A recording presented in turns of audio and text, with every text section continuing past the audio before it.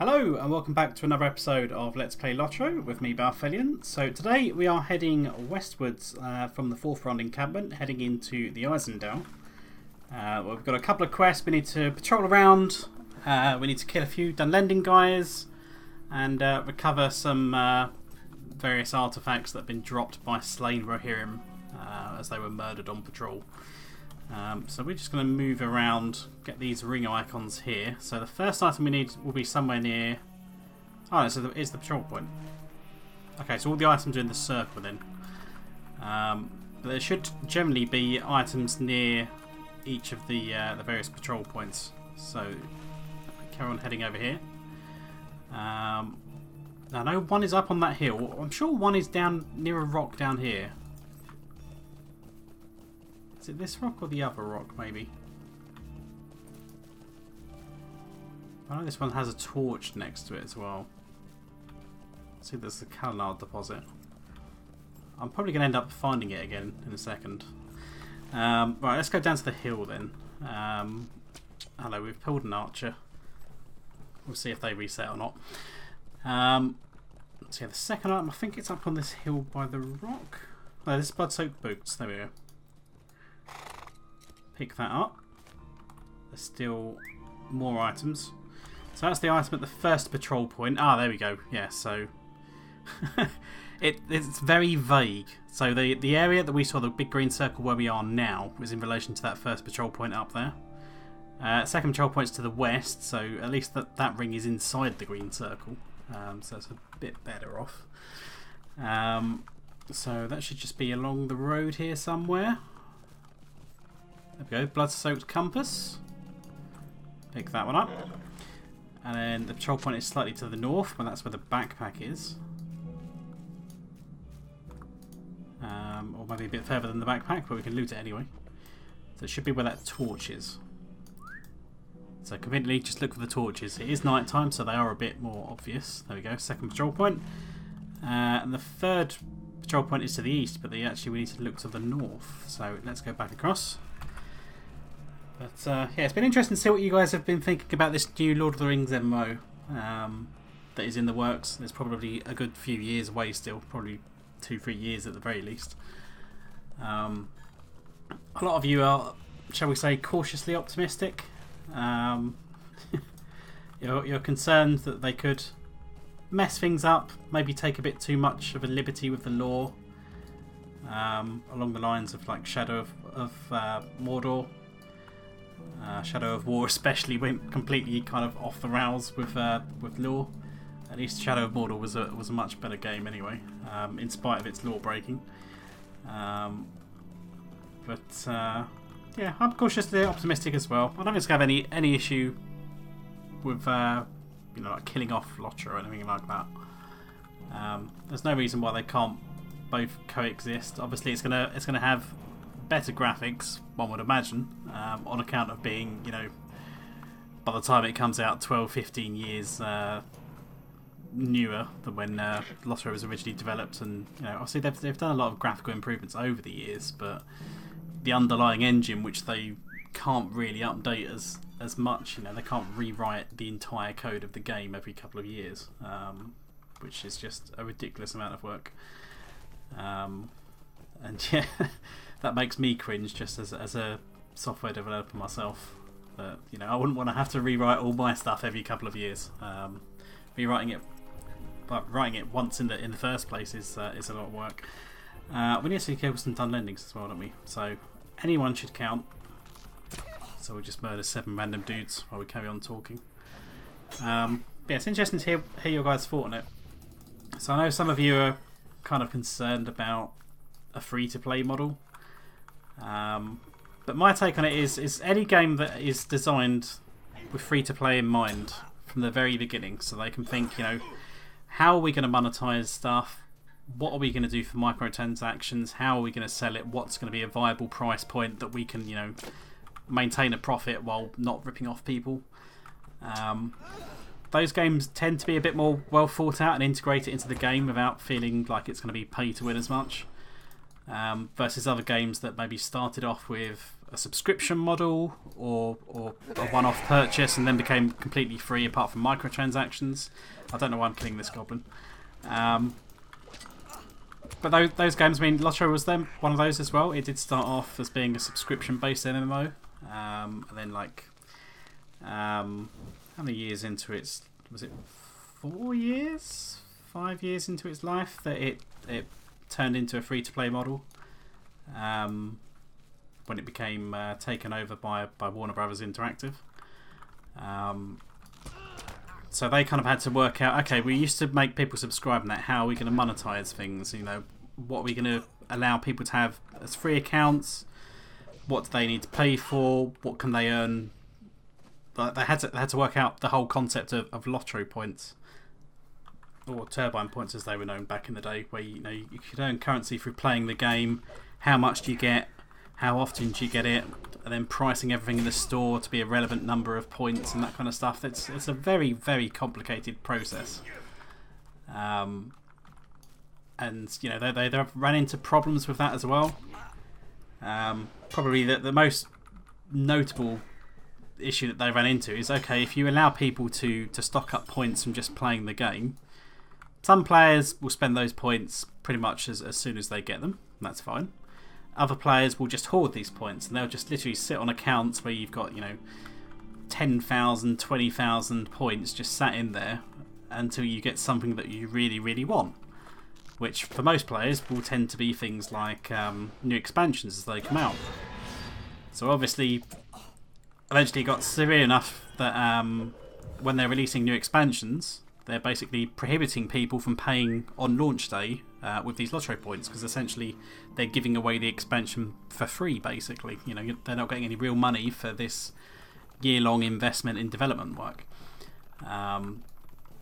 So they kind of would restrict players from not buying it with points until the next update, so say 3 months later after the expansions come out, which understandably angers quite a large portion of the player base. But you can kind of see it from both sides that they're just trying to make sure that their company stays afloat and is in business, and they can keep the lights on and the servers running, and pay their developers and that. But you can understand the players why they're getting a bit irritated by it as well. But obviously, if maybe they had a different model in place from the beginning, maybe they could have struck a bit of a better balance. And we'll have to see basically what this new MMO does. Right, so we need to hand in all these bits to Ardwin. The fourth quest we've got, Herald the Rohirrim, is actually to the east of camp, so that's why we haven't done that one yet. Time is short, and so is hope. The reports have been unclear regarding what has been happening in Brontrig. It seems that the Dunlendings are intentionally striking at our patrols, then fading into the wilderness. Alas, you have not shed much more light upon the situation than my patrols.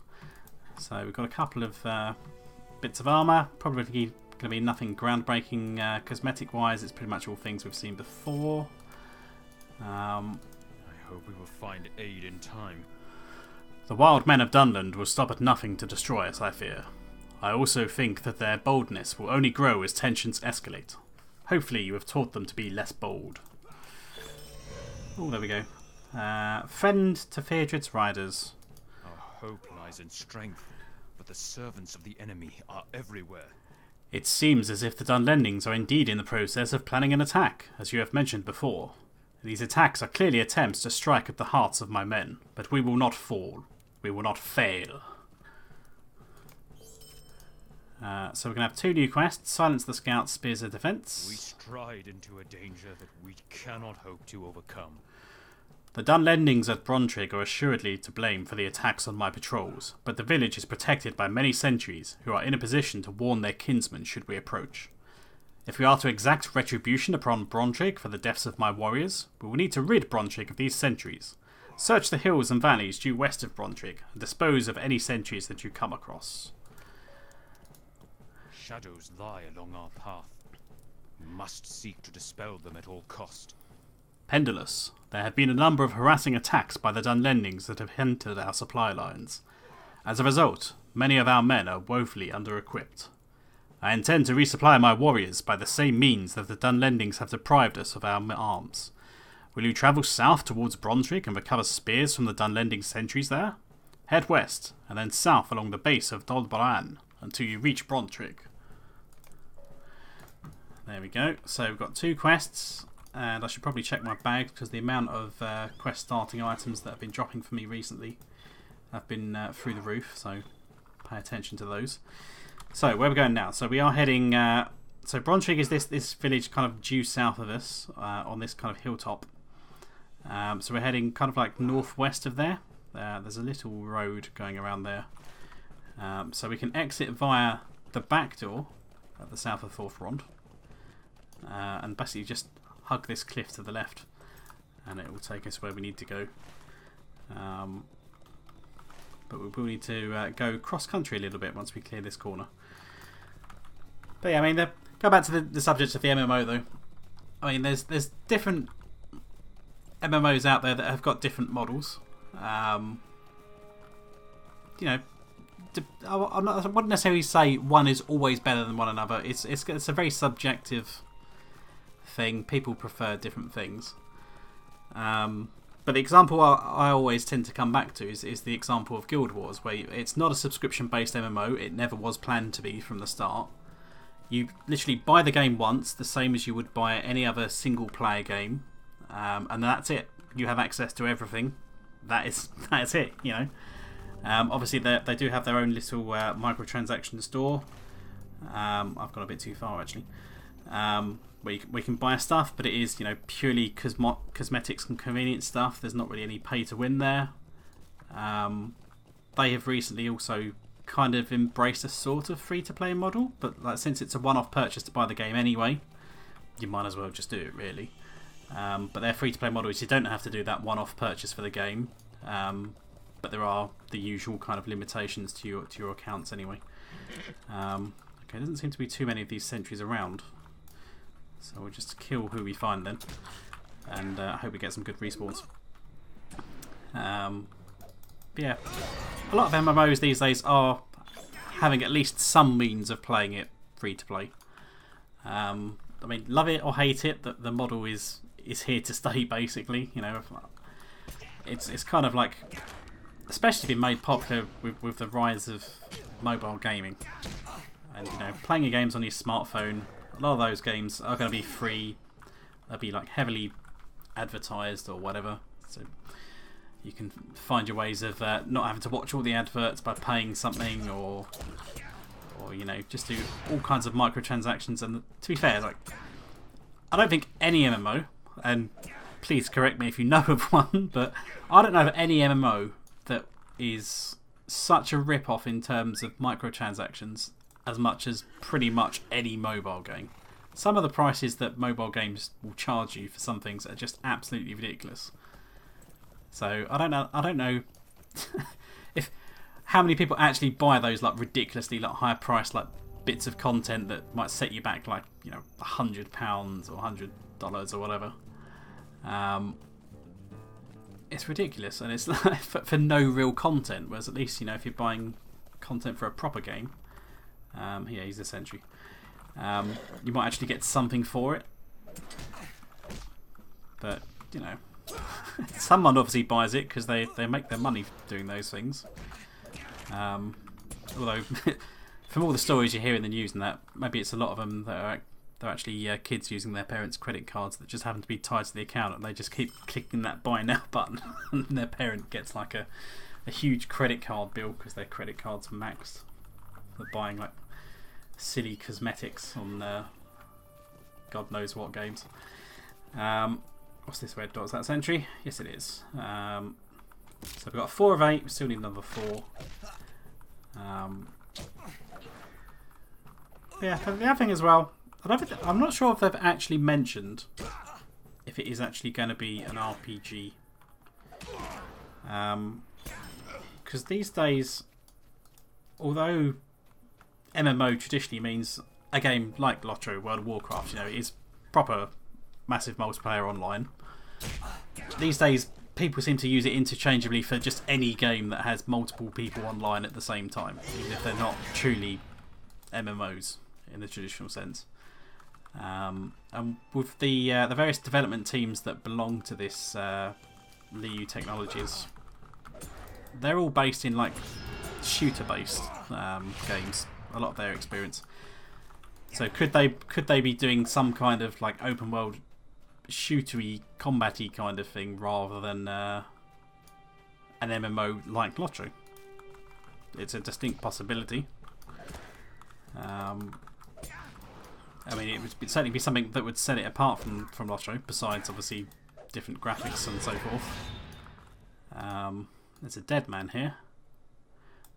But yeah, it remains to be seen. Obviously, they'll trickle out more details once they properly start working on it. Because I think that at this point they're probably still heavily in like the design phase and maybe prototyping some bits here and there. But since they're being quite cagey on the details, then they're not answering questions on when's it set and that kind of stuff. They probably not necessarily that they don't know themselves, but they might not want to commit themselves either way until they know for definite they've got something a bit more firm to show us. But we have a few years anyway until that comes out, so nothing to worry about too much. Right, this should be the last sentry I need then. There we go. So talk to Ardwin at 4th Brond. Mount back up. So these guys actually respawning fairly quickly, so if you're doing this on your own you should be okay. Yeah, there's another one there. But they're respawning alright, as opposed to some things which can be an absolute bugger to wait for the respawn timers. So we can probably actually ride up and over this hill a bit to cut the corner. Actually, we're already in the encampment. This is the commander's tent just below us. Drop down in here. Plonk, plonk.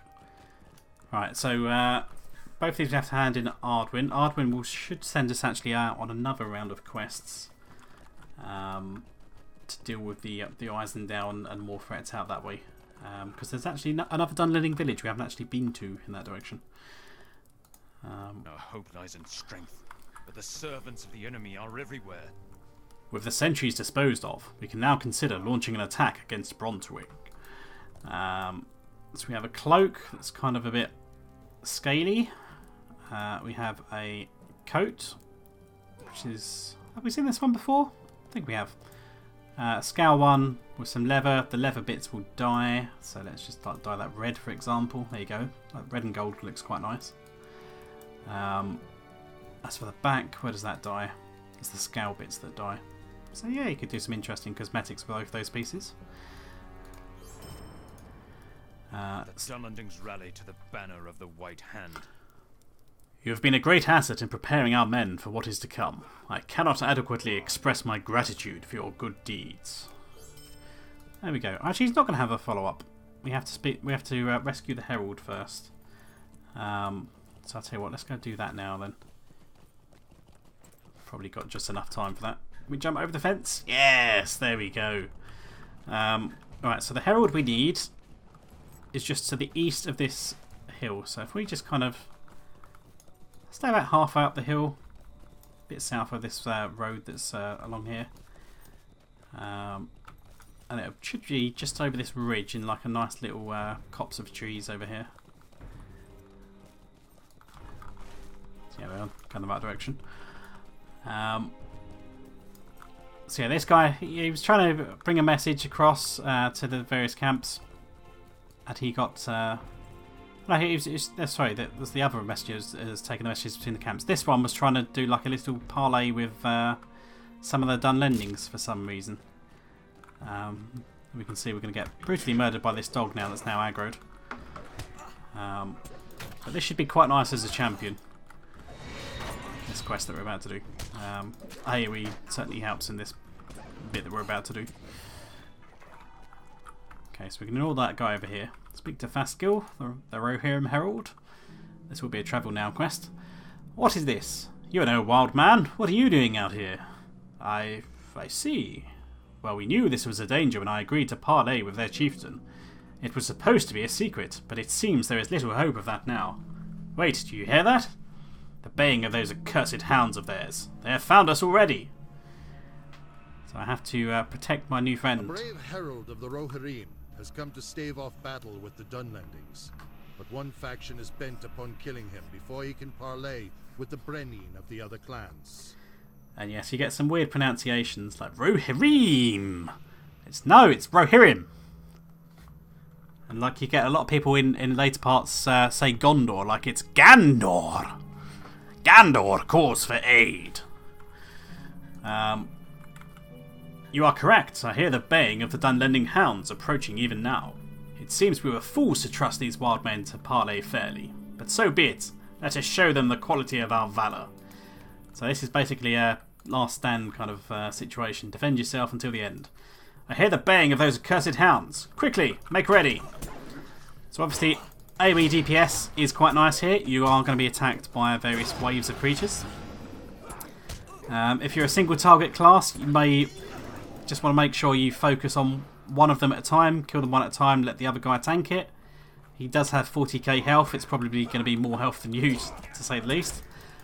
Fading Witch, obviously, if he's a bit squishy, you might just want to hit everything if he's close to death.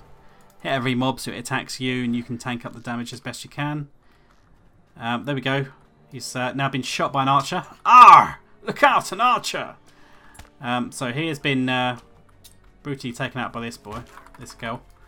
We'll just quickly kill her because she's probably going to interrupt my induction. And then we can blow the horn of the Rohirrim that the messenger guy has just dropped before he slumped against the tree. The injury is grave, my friend. I hear more of them coming. I fear we shall both fall here. Wait, the horn I carry. I have not the strength to sound it, but you may. Sound the horn of Rohan, and pray my brethren hear it. So we've blown the horn. It's a bit like Boromir's death scene. A bit less dramatic. For those of you that haven't got that far in the game, yes, you do see that in game. Did it not work? It blew the horn. I don't think it's actually advanced the quest though. There we go. You blow the horn of the Rohirrim. Die, fool! As they bum rush me. But then in the distance, here come the Rohirrim reinforcements. I'll probably have most of them pretty close to death before they actually get here. So, there we go. Ta-da! The Rohirrim have come to your aid. You are a fine elf to stand by me in my final hour. Take my horn to the ford and let Grimbold know that I have fallen. Tell him I am sorry. The herald's voice trails off into laboured breathing as he closes his eyes in pain and exhaustion. He does not speak again. He's dead, Jim. Alright, so what have we got in our bags? We have attack orders, which is separate to what I've got here, so let's quickly use that. Have we not already... I thought we've already picked up an attack orders and used one, but... Actually no, we're inside an instance, aren't we? So it's not going to work yet.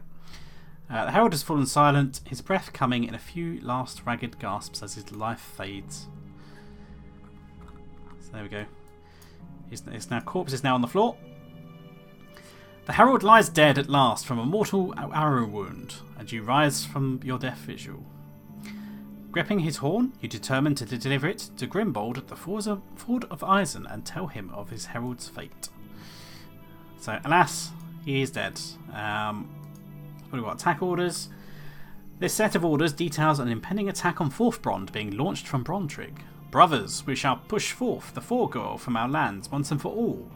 We will rally our forces with those of our kindred throughout Dunland so that we might crush the Horse Lords. You should bring these orders to Ardwin without delay. And I think my bag's going to be absolutely full of these attack orders. So next episode then, we will pick up back at Forthbrond and let them know they're about to be attacked. But that's all for now though, so I hope you guys have enjoyed that, and I will see you guys next time.